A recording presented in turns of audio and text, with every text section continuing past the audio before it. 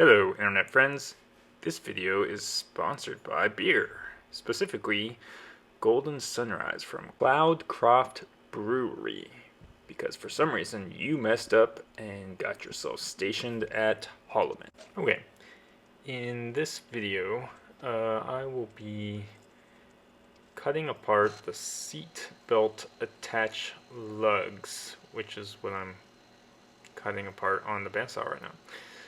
And after that, going to be deburring the lugs, and then deburring the ribs that they attach to. So this video and the next video are just going to be straight up metalwork. If you haven't watched one of these videos before, when you cut something apart or when you get a part and pull the blue vinyl off it, it has a edge on it that it's really hard to describe in a video, but if you touch it and feel it, you'll feel there's sharp little burrs on it, and those are bad for airplanes because airplanes vibrate in the air, and those little burrs can rub on other pieces of metal, or they can rub on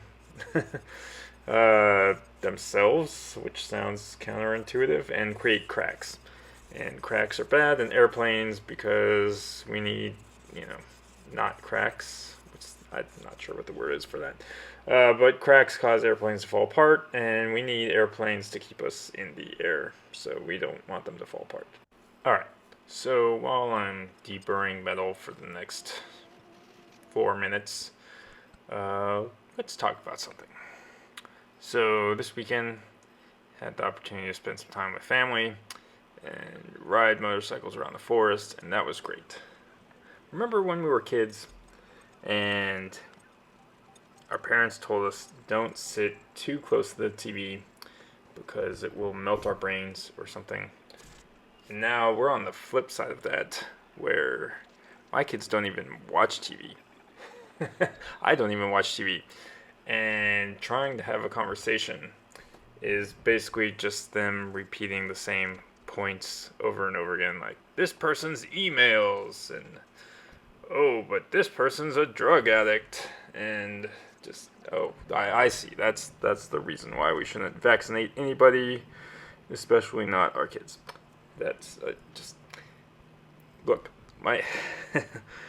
when I got out of college, no, that's before college, my first job that I ever had was, I worked at a TV station, and I did IT. I wasn't involved in producing any content, but I worked with all the editors and producers and blah, blah, blah, blah, blah. And I saw how TV got made. And they would just take a thing and present it to a specific audience that they knew would get a specific reaction out of them, and just do that over and over and over again. And it's just, I didn't even watch our own channel because I could feel my brain melting. And that's every single time I watch TV. I can't unsee it, right? Every channel, every program, I just, I can feel my brain melting while I watch it. So, yeah, I don't know. There's nothing on TV that I watch. I can't think of one program where I'm like, I'll watch it. Now, there's some, I'll go on Netflix and I'll watch a specific program. Maybe like, oh, I feel like watching an episode of Star Trek or, something. But yeah, I can't think of one thing on TV where I'm like, I need to watch that today. Just, I don't do it anymore. So I don't identify, and I can't understand with people that choose to watch the same thing every day. What did Orwell call it? 2 minutes hate? Something like that. Except I think it's really, watching those news channels, it's like 2 hours of hate. Anyway, my whole point is, I actually force myself once in a while to listen to people with opposing views so I can try to consider their point and try to empathize. And usually I succeed in coming to a moderate position. I don't know if that's what the right language, but listening to other people's viewpoints is healthy, and considering their viewpoint helps us empathize and be cool to each other. So anyway, I'm gonna get off my soapbox, and if you want to chat about building RVs, not about politics at all, come join our Slack group where we talk about RVs and not politics. Link is in the description. Just go there and join.